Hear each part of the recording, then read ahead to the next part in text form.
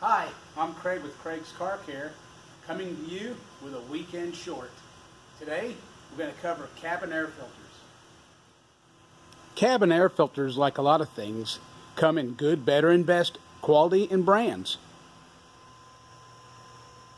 Okay, first, what we're going to need for this vehicle is pretty basic as far as tools go.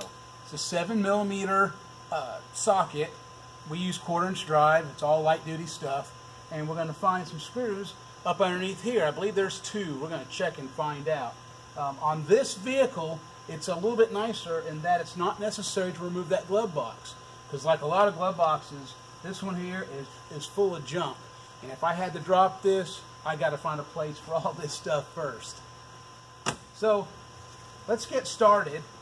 I'm going to lay this stuff down here. And this is a NAPA air filter. They call it their Enviro Shield. It's about their midline filter. You can get cabin air filters for as little as $5 and as much as $100. You get what you pay for here.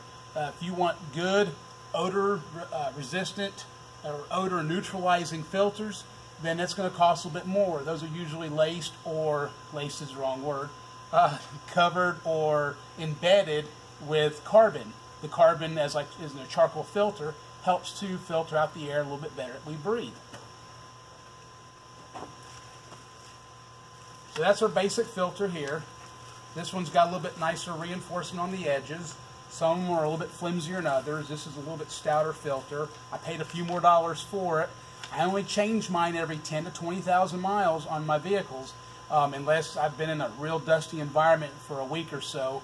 Otherwise, I find that works pretty well. We're going to pull this one out and see just how bad it is.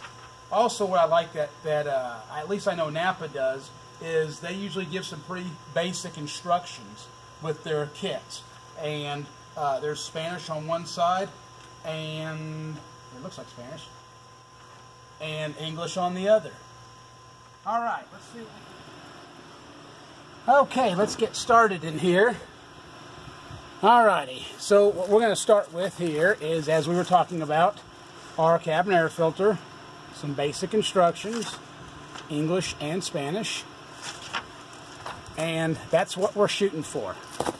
Okay, so as I said on the Chevrolet, the glove box can stay closed. This bottom panel has to come off, and I'm trying to squeeze you in here with me a little bit. If you look right here, there's a screw right here. It's going to be 7mm. And I can actually take it out. It's snug. If I can get it out. If that didn't work, you can plug in a tool of some sort to give you some leverage. The second one's back up here, and it's also 7mm. Number 2. Now, there's another screw that's up in behind here.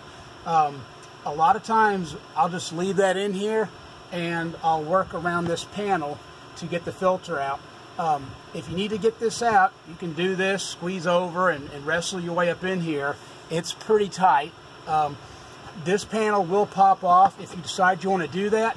This one just pulls off, well, it just pulls off like this. And I don't know if you can see it from your angle, but it has popping clips. And if you work with a small flashlight, there's another clip up underneath here. It's just not real easy to do, so we're going to try and leave that in today. Alright, so we pull our panel down. We don't want to break anything. This is where our filter is. There's a single screw right here, and it locks in the back. Now what I found on these is 7mm is too big. There's our 7mm, and it just spins. What I find works well on these is actually a 1/4 inch. 5.5, 5mm and such forth, they don't feel real well. The 1/4 inch feels really good, and again, I can just do this by hand.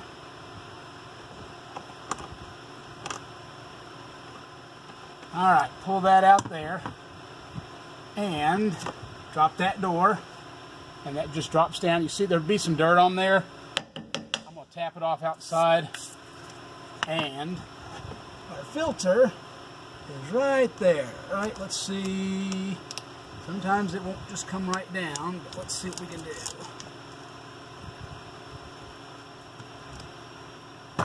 There it is.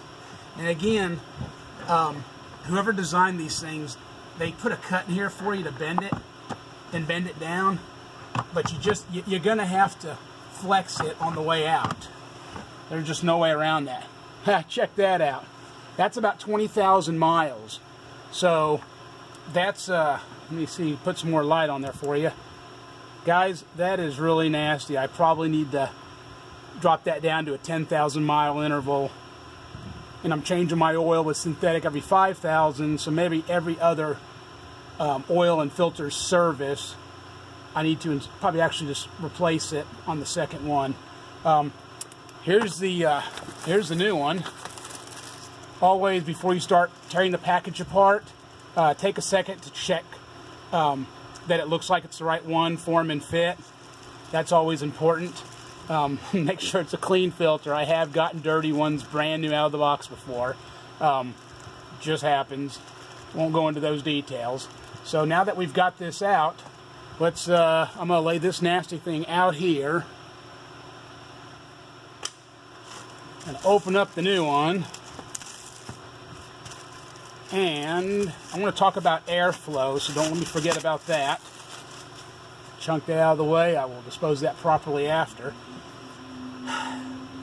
Most of these filters have something that shows which way the arrow needs to go. This one may not even matter because it does look the same with the pleats on both sides. Now, what you will remember when we took it out, and pay attention to how you take it out, remember these bends we were talking about that lets us fold it up so we can roll it up in there? These are cut on purpose. They used to not do this on some filters, or some cheaper brand of filters won't do this, and you have to almost destroy it to install it, which is real frustrating. So I really like these NAPA filters. I believe Wix does the same thing. So I just remember that these are my pull tabs, and they tear out a lot of times. But I do just remember that when I put it in, this is how I go. So you can think this stuff through if you get messed around. I always reach up in here to feel. Here's my evaporator. And I wonder how nasty that is. That doesn't look too bad. Tell you what, let me grab a mirror here and let's take a look up in there. This is part of the inspection process. And not too bad. It's a little dirty. Pretty clean. The filter has done its job on keeping most of that clean. And I bet I'm actually going to pick up some more airflow, as dirty as that was.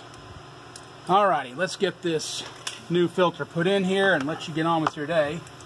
Alright, so here's where the filter's going in. And like you see, I'm bending it up. It's okay to do that. And got to start working it up in here. I would hold the camera down here, but it's a two-handed operation. Alright, so now we're going to start just easing it up in there.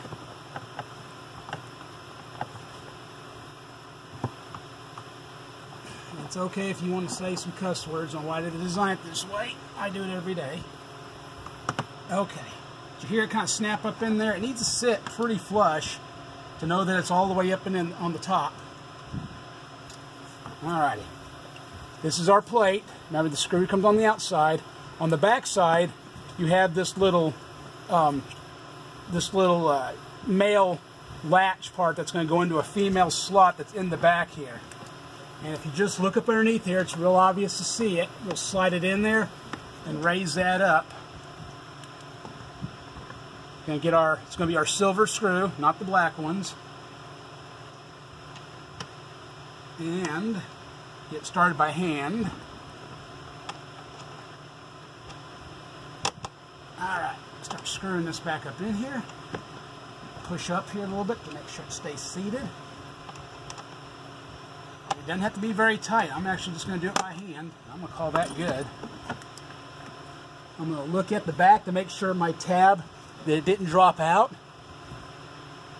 And that looks really good. And then you put it back together, the process is reversed.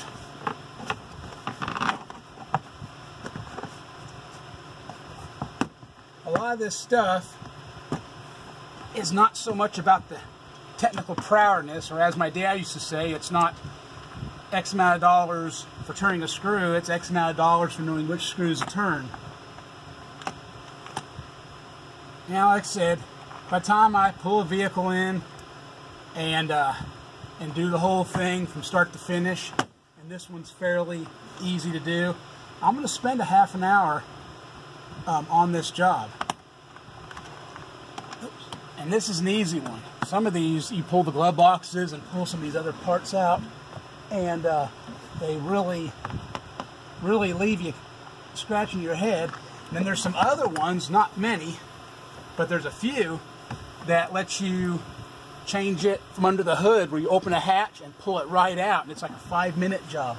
You know, of course, the only thing we charge on those is just for the filter. We don't even charge labor on those. But again, this is something that if you want to take it on, you can do. You can see I'm working a little bit to get the holes lined back up. So just be patient. If you can't get them lined up, take a few minutes. You can get a mirror and look up in there, or just do what I'm doing. I'm just being patient and feeling around. Alright, that one's hand tight. One more to go here. Another trick or a piece of advice: when you change these filters out and you put you turn your blow arm for the first time, don't look right in the vents. It's not uncommon for any loose debris to come blowing through that could get past that evaporator. I've seen it happen, and you get stuff in your eyes. So just turn the key on, turn the blower on, and look away. All right. Let's see what happens. Let me go around and turn the key on.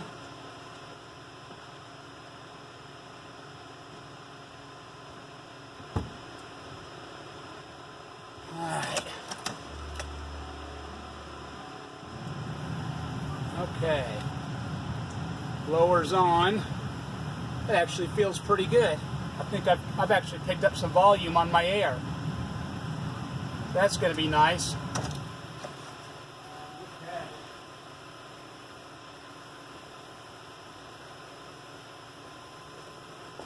All right.